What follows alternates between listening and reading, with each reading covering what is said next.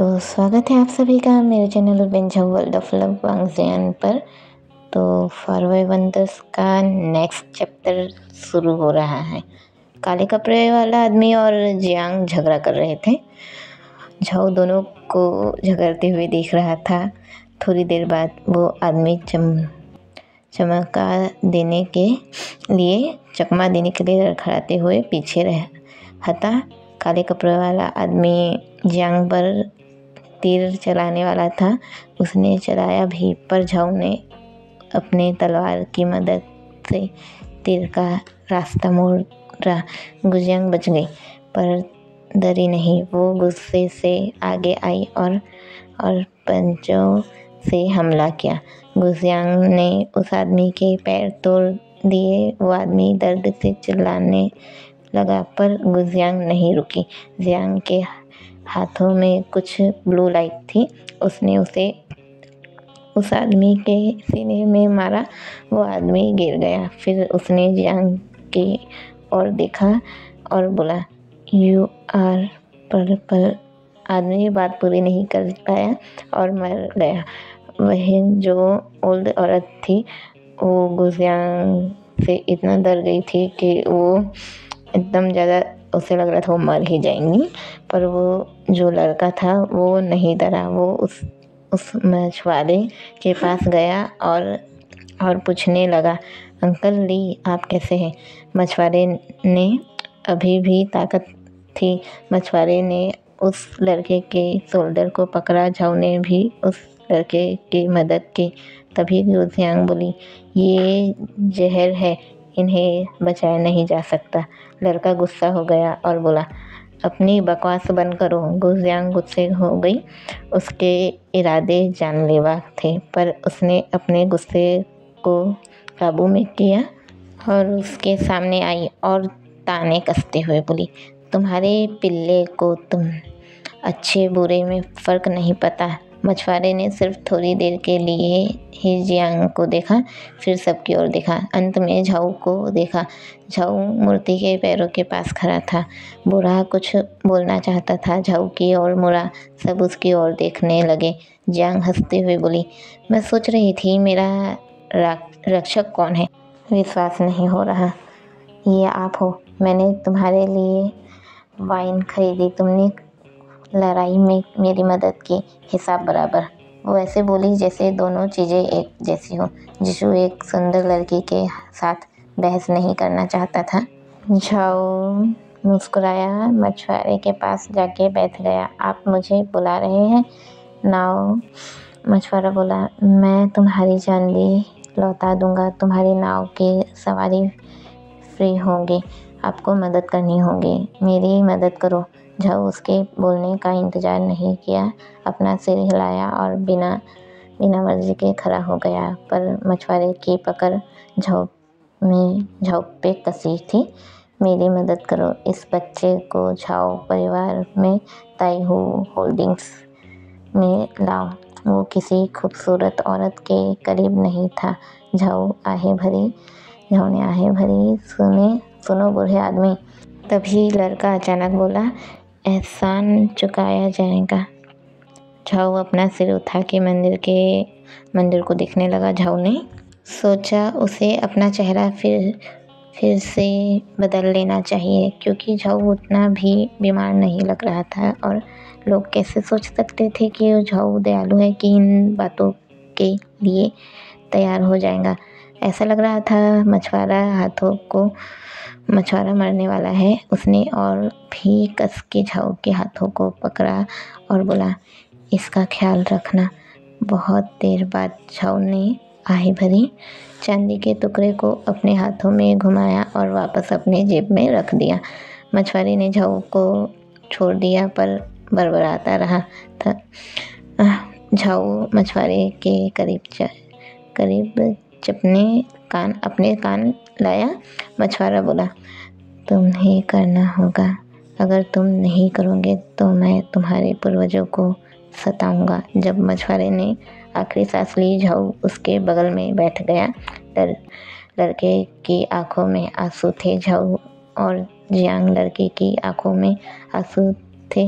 Zhao और Jiang एक तरफ खड़े थे।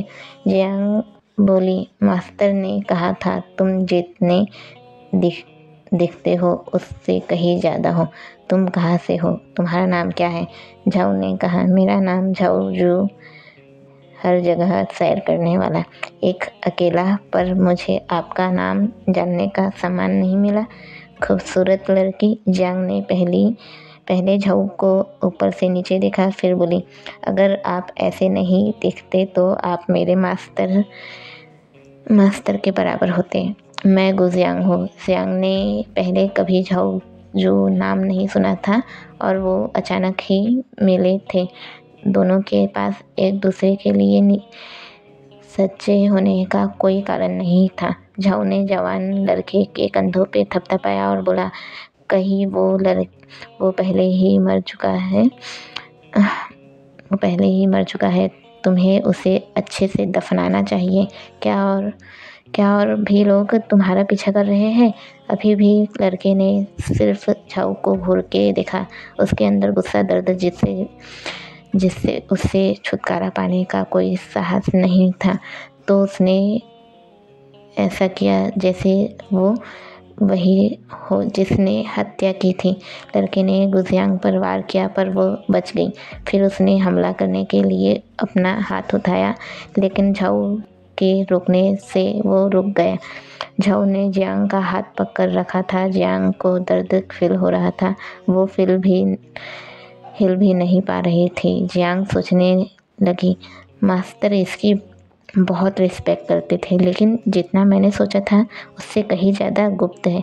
मुझे यकीन नहीं है कि अगर मैंने उस पर हमला किया तो मैं सफल हो पाऊंगी। जियांग पीछे हट गई और मुस्कुराते हुए बोली, मैं बस ऐसा आपकी रिस्पेक्ट के लिए कर रही थी। फिर जियांग लड़के के तरफ मुड़ी और उसे डांटने लगी, देखो लड़के, मैं यहाँ से गुजर रही थी हालत देख के तुम्हारी मदद के लिए, तो ये मत सोचना मैंने कुछ भी किया है। अगर तुम चाहते हो इसका बदला लो और रोना बंद करो, या तुम सिर्फ मुझे धमकाना जानते हो। जियांग स्मार्ट थी, लेकिन दयालु तो बिल्कुल भी नहीं। झाऊ लड़के को समझाना चाहता था, लेकिन तभी लड़के ने अपने आंसू पोंछे और हल्की आवाज़ में बोला, आपने मुझे सही सिखाया है मिस। मैंने आपके साथ गलत किया। लड़के ने घुटने टेक कर रखा। जियांग पीछे हट गई और बोली, मैंने ऐसा इसलिए नहीं कहा कि तुम मेरे सामने ऐसे घुटने टेको। खड़े हो जाओ, बस जल्दी से खड़े हो जाओ। झाऊ लड़के को उठाने में मदद करने के आगे आया और बोला, हमें पहले भाई ली को दफनाना चाहिए। उन्होंने देखभाल की जिम्मेदारी मुझे दी है। वो मछुआरे मुझ पर भरोसा करते हैं, इसलिए मैं तुम्हारे साथ चलूँगा। लेकिन अगर आप दोनों जल्दी में नहीं है तो यहाँ आराम करो और मुझे बताओ क्या हुआ था। लड़का मान गया। झाऊ ने मछुआरे को दफनाने के लिए मंदिर के पीछे जगह ढूंढा। जियांग ने भी लकड़ी के टुकड़े लाए और एक जैसे करके फिर बोली, उसका नाम क्या था? लड़के ने कहा, उन्होंने अपना आखिरी नाम बताया था, ली, और बताया कि उन पर मेरे पिता का कुछ एहसान है, इसलिए उसने भागने में मेरी मदद की के लिए अपनी जान के खतरे में डाला। मैं उन्हें सिर्फ अंकल ली कहकर बुलाता हूँ। मैं नहीं जानता कि उनका नाम क्या है। झाऊ आहे भरते हुए, जियांग में लोग कर्ज चुकाते हैं, बदला लेते हैं, क्या अब कभी नाम छोड़ने की ज़रूरत पड़ती है? जियांग ने लकड़ी झाऊ को देखकर पूछा, क्या आप क्या सोचते हैं? झाऊ ने देखा तो उसे लगा अंकल बहुत गायब था। अब अपने झाऊ को ऐसा फील हो रहा है कि वहाँ से अंकल का एक जो है वो गायब है। अब लड़का अपने आंसू पोंछने लगा, घुटने के बल बैठा, फिर खड़ा हुआ बिल्कुल सीधा, फिर बोला, मेरा आखिरी नाम झांग है। मैं झांग चैंगलिंग हूँ। लड़का बैठ गया। लड़के के कपड़े फटे हुए थे, पर महंगी चीज़ों थी इसके कपड़ों में, जैसे कोई निर्मल इंसान नहीं पहन सकता था। झाऊ लड़का रुक गया। वो नहीं समझ गया कि इस भिखारी जैसे दिखने वाले आदमी को क्या कहे। बस मुझे अंकल कहो, झाऊ ने कहा। चैंगलिंग ने मुस्कुराने की कोशिश की। वो सब अभी तक नहीं समझ पाया कि क्या हुआ था। जियांग फुसफुसाते हुए बोली, झांग चैंगलिंग जाना पहचाना लगता है। झाऊ बोला, क्या तुम्हारे पिता सर झांग नाम है होल्डिंग्स के स्वामी? जियांग हैरानी से बोली, तुम झांग यूसेन के बेटे हो? जियांग को हैरानी हुई। झांग यूसेन के पास इतना बेकार बेटा भी है? चैंगलिंग ने देखा होगा। उसने अपनी मुट्ठी कसी और बगल में बैठ गया। झाऊ ने गुजियांग को कुछ भी बोलने से रोका। झाऊ जानता था कि वो वही बोलेंगी जो लोग सुनना पसंद नहीं करेंगे। झाऊ खांसते हुए बोला, मैं नहीं जानता था, माफ़ करना। गुजियांग ने चैंगलिंग पर सवालों के तीर छोड़ना शुरू किया। तुम्हारे पिता की काफ़ी रिस्पेक्ट की जाती है। तुम्हारे पिता के बारे में हमने बहुत कुछ सुना है, पर तुम तो बेकार हो। भला तुम्हारी कदर कौन करेगा? तभी जो ओल्ड लेडी थी वो गुस्से में आ गई और बोली, मेरे मास्टर बहुत अच्छे हैं। वो सभी की रिस्पेक्ट करते हैं और वो ऐसी सभी की मदद भी करेंगे। गुजियांग हंसते हुए बोली, ठीक है आंटी, हम जानते हैं कि ये छोटा बच्चा कितना अच्छा है, पर क्या आप बताएंगी कि ये कहीं आप दोनों को देर रात पीछा करने से रोकता तो नहीं? झांग यूसेन अभी 50 साल के हुए थे। उन्हें गुणी इंसान थे।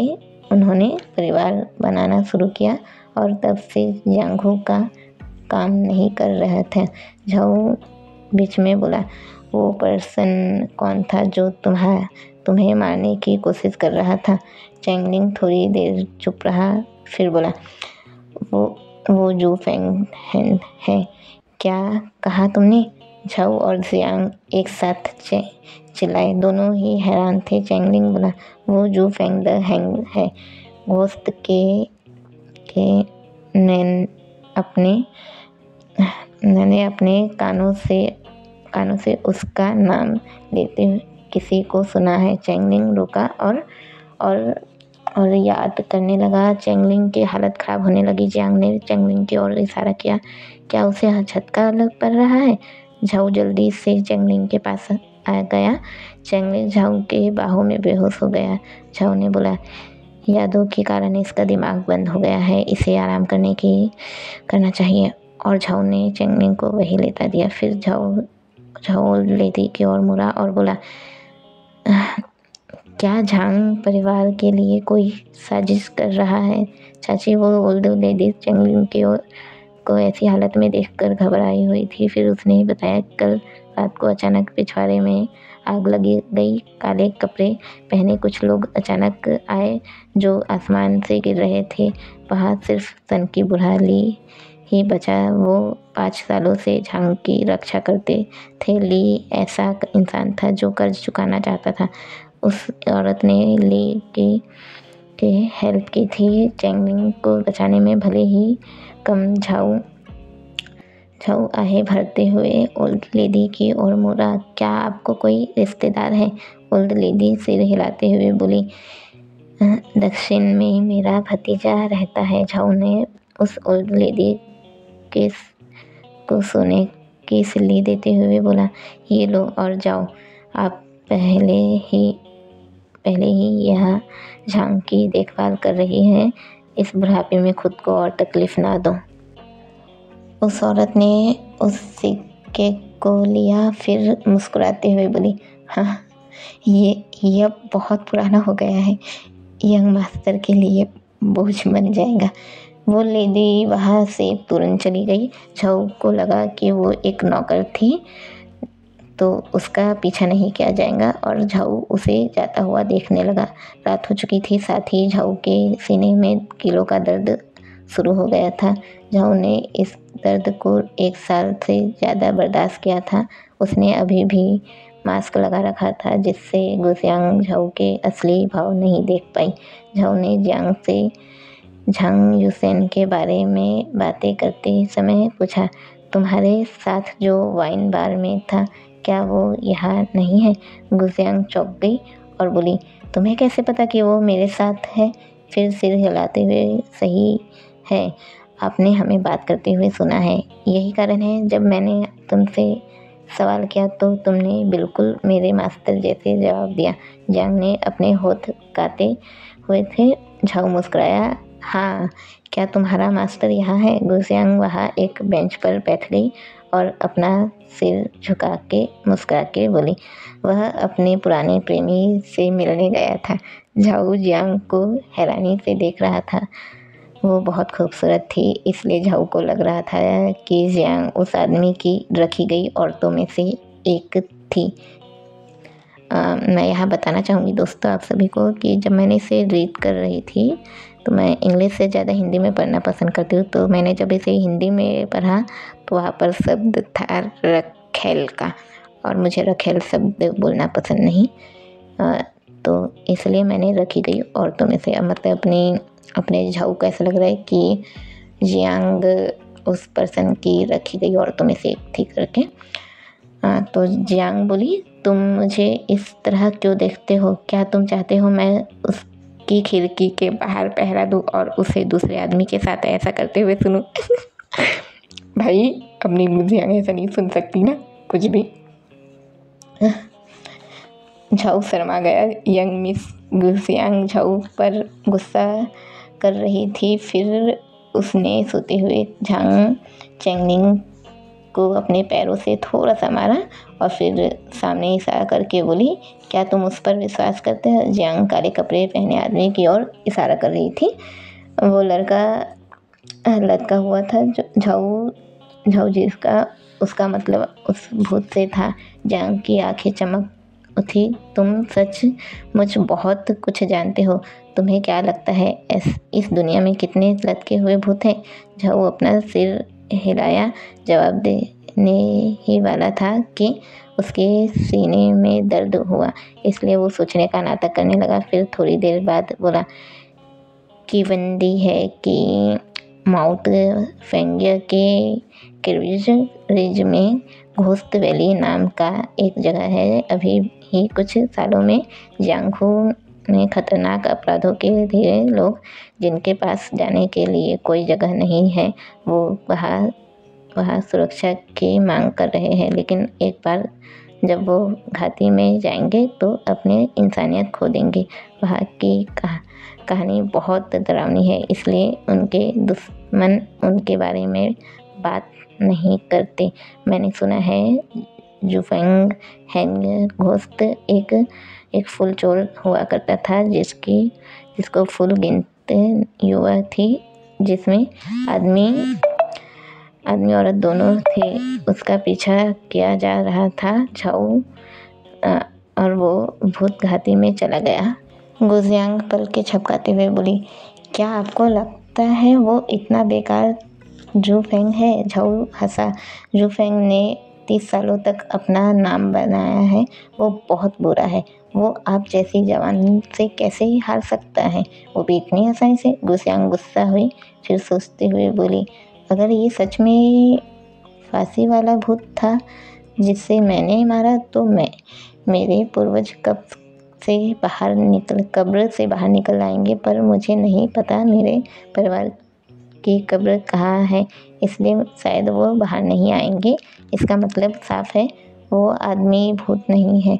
झाऊ कुछ नहीं बोल रहा था क्योंकि उसके सीने में अभी भी दर्द हो रहा था। तो नेल्स हमेशा आधी रात को ही दर्द करते थे, इसलिए अपना झाऊ हमेशा ही जल्दी सो जाता था। पर आज का उसका शेड्यूल बदल चुका था। वो सांस लेने लगा, तभी जियांग अचानक खड़ी हुई, इधर उधर देखते हुए बोली, यहाँ कोई है? झाऊ ने अपनी वॉइस को ली वो सुन सकता था, वो खड़ा होना चाहता था, लेकिन लड़खड़ा के वापस नीचे गिर गया। फिर मेज को पकड़ के उठते हुए बोला, बहुत देर तक बैठे रहने के कारण पैर सुन हो गए हैं। सुबह हो चुकी थी। झाऊ कमज़ोर था, वो किसी से भी लड़ना नहीं चाहता था। लड़के को पकड़ो और छुप जाओ। कहाँ छिपे? झाऊ हैरान था। अचानक मास्क पहने कुछ लोग खिड़की से अंदर आए, चैंगलिंग को देखा और आगे बढ़ गए। झाऊ, जो अभी भी मेज के पास था, उसने देखा कि एक आदमी अपनी तलवार से लड़के पे वार कर रहा है। तब तक झाऊ ने उस आदमी के गले पे वार कर दिया। चला भी नहीं पाया। वो लोग झाऊ से सावधान हो रहे थे। जियांग ने अपनी जीभ निकाली, झाऊ के पीछे खड़ी हुई। झाऊ पहली नज़र में ही समझ गया कि वो लोग डराने धमकाने के लिए हैं। ऐसे कपड़े पहने हैं थे। वो असल में खतरनाक हथियारे नहीं थे। ऐसा लग रहा था जैसे झांग परिवार को निशाना बनाया गया था। झाऊ अपनी आस्तीन ठीक करता हुआ बोला, इस बच्चे पे वार करने से पहले तुम कम से कम नमस्ते तो कर सकते हो। चैप्टर ये ख़त्म होता है। मैं नेक्स्ट चैप्टर जल्दी लाने की कोशिश करूँगी, और माफ़ करना दोस्तों, मैं आप सबको बोलती हूँ मैं जल्दी लाऊँगी, लेकिन नहीं ला पाती, तबीयत ठीक नहीं है। मैंने अभी बहुत मुश्किल से रिकॉर्डिंग की है, और आप लोगों ने ध्यान दिया होगा कि बार बार मैं गहरी सांसें ले रही थी, तो सॉरी दोस्तों। बस ये जो मैं सुनाई हूँ आप लोगों को पसंद आया हो, फॉरएवर वंडर्स का नॉवल, तो आप लाइक कर देना, कमेंट कर देना, और कमेंट में जय विंझू लिखना ना भूलें। थैंक यू दोस्तों।